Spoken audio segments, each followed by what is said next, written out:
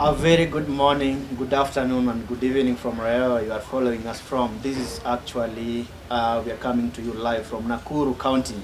And today we are having an amazing show here, right here from Fika and Feast. Fika and Feast is located in Nakuru County, just around 3 kilometers from Nakuru CBD. And Fika and Feast Hotel has amazing dishes that they are offering at a very affordable prices. So wherever you visit Nakuru County, please make an attempt to come to Fika and Feast Hotel.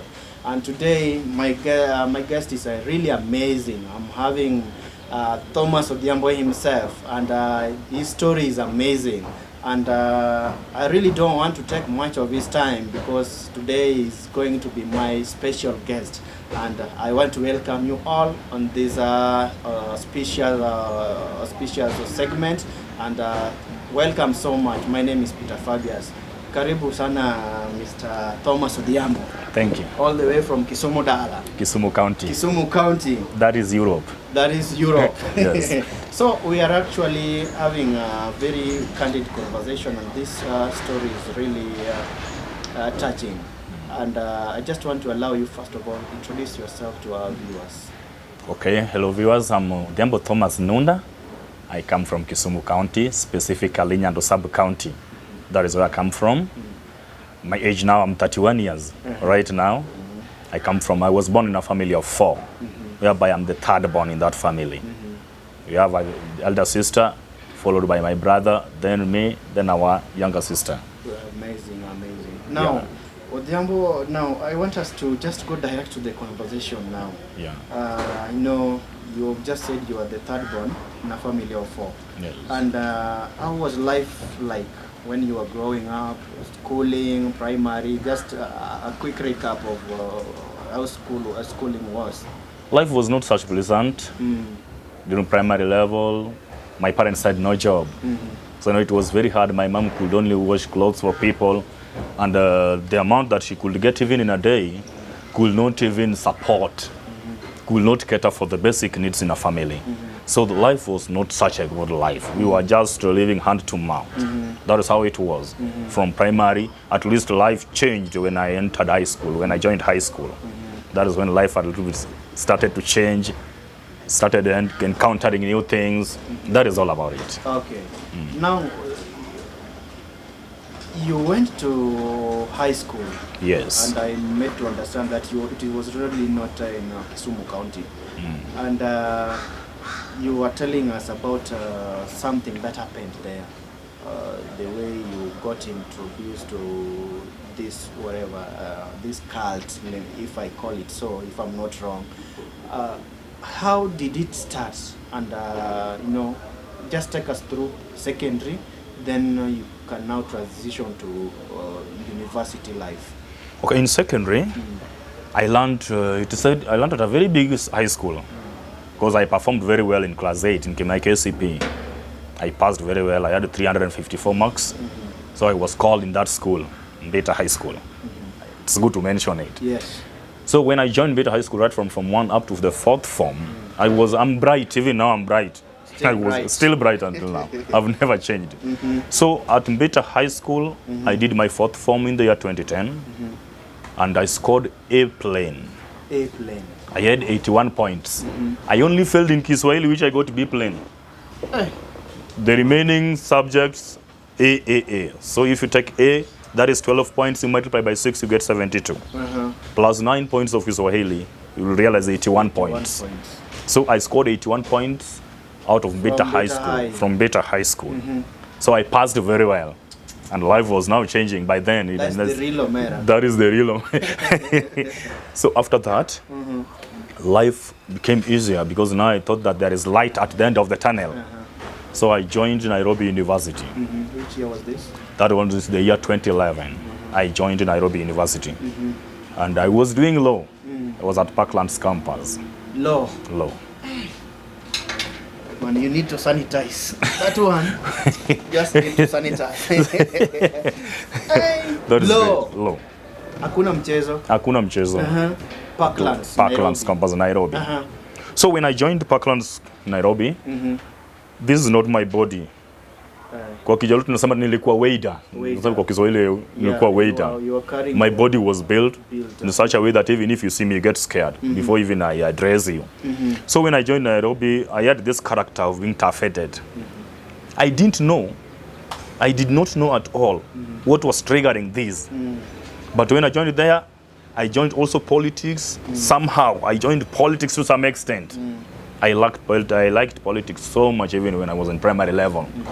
And I was saying in life that one day, I will become a politician here in Kenya.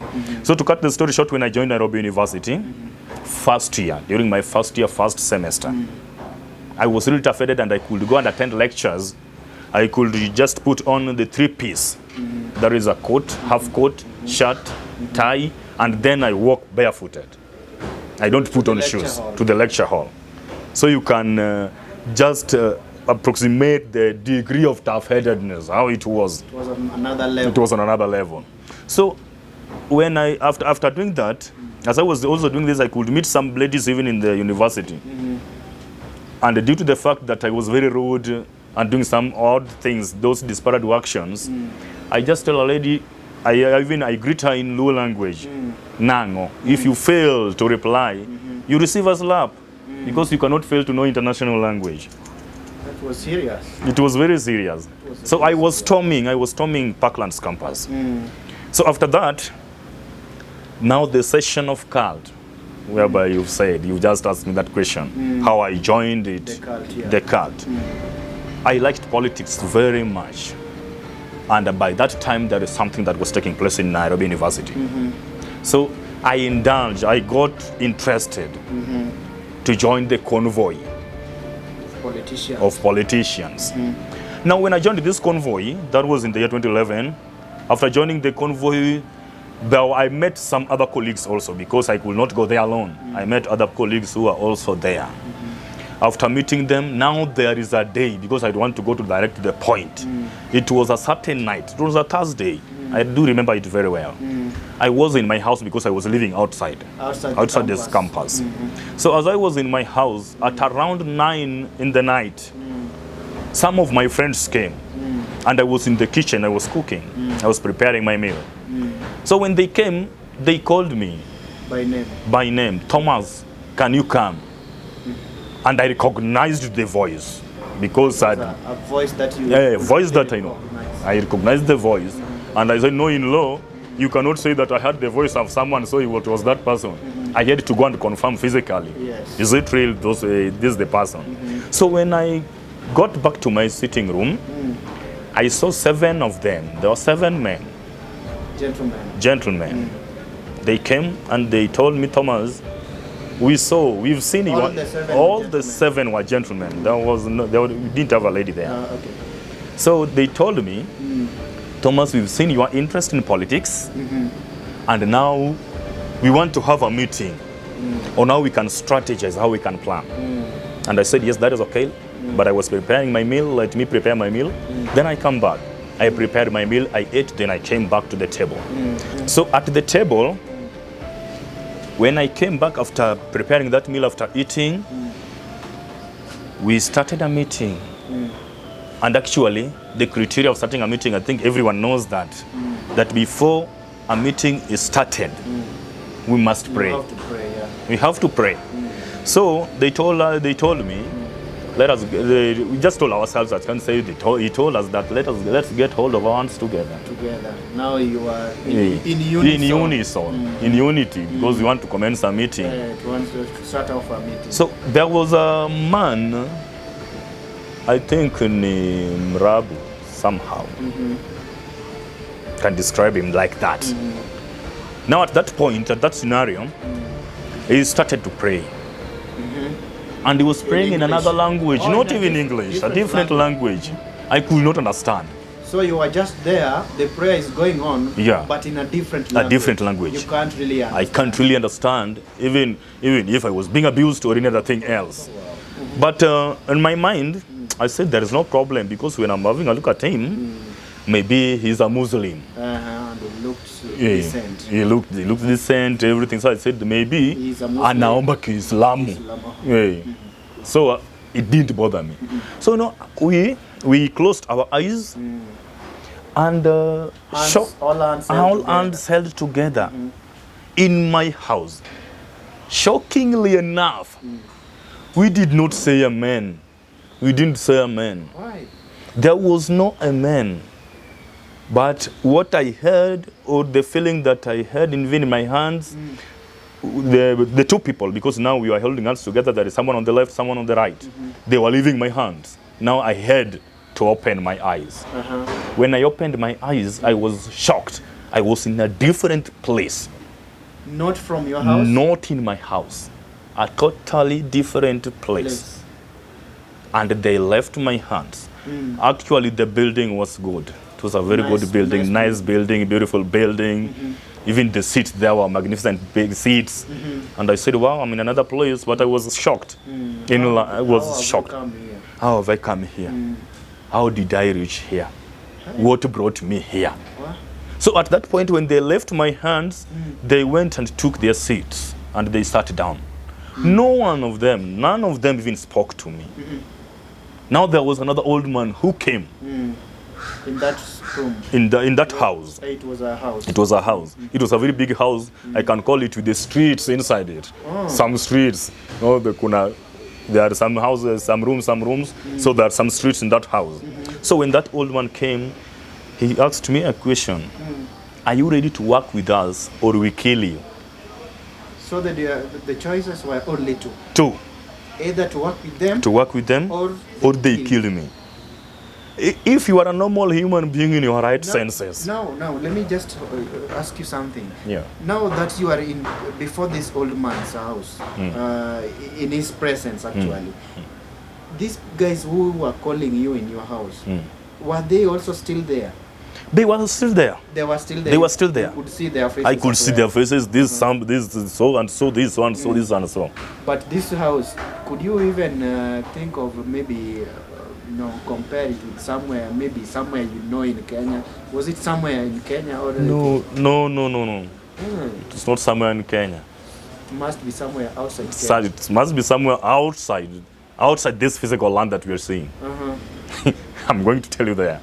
Outside this physical land. No, by then I could not understand which place I was. What I could only tell by then is that I'm in a different house. Not my house.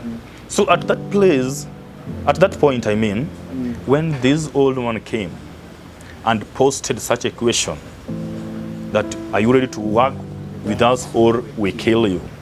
Actually, even you on your right senses, you will say I'm ready to work with you. You told them you are ready to work? I told them I'm ready to work. Not that I wanted to work with them. But now the conditions. The condition. And the choices are just two. And when I don't want to die.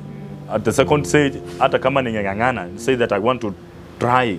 I want maybe to put them in a fight. I could not because I'm in a different place. I don't know which powers brought me here. What? I don't know how I got there. So I had to choose the easiest option to work with them. So after that, after telling them that I'm ready to work with you, these 7 gentlemen left. They just disappeared. They were just going along the street and I'm not seeing any one of them. They went like that and I remained in this house for 3 days. In the same house? The same house. And each day, with this old man and some other old men also were there. They could come. Now they give him a piece of advice. It is easy, our son, it is easy, don't worry. Everything is just well, everything is fine. Trying to comfort me and console me. So, each day, I was being given 5 liters of blood to drink. 5 liters of what? Of blood to drink each day. In the same house? The same house. I had to drink blood. There was no any other alternative. So I drank blood for 3 days, 5 liters each day.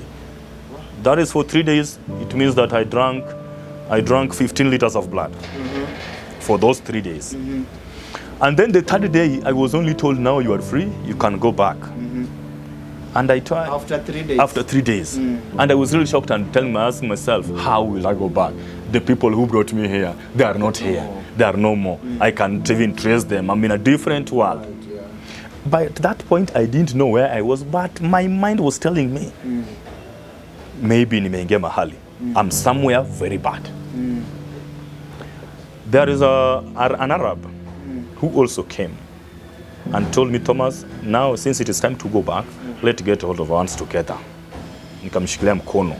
He got hold of my So hands. they made you understand that you are supposed to go back. I'm supposed to go to your back house. to my house. That is after 3 days. After 3 days. the Meaning third these day. 3 days you are not even attending lectures. I'm not attending the lectures. I'm not even in my house. I didn't know even the condition of my house because the door was open. I left the door open. So you are in another world. I'm in another world. 3 days now they are telling you now you've taken blood 5 liters a 5 day. liters a day. For 3 days, For 15 liters. 15 liters, yeah. Now you are supposed to go back to I'm your supposed to go physical back to home. my physical home. Wow. At that point, that man got hold of my hands and he told me, can you just lift up your left leg a little bit from the ground? Your left leg. My left leg. Holding his hand. Holding his hands. So when I did that, we disappeared. I found myself in my house again. The same position you were? The same position I was. The same seat. On the same seat. In your house? In now my house. In Nairobi? In Nairobi. And I was shocked and I talked to myself and I said, hey, this is now another experience in this world altogether. Another experience. Wow.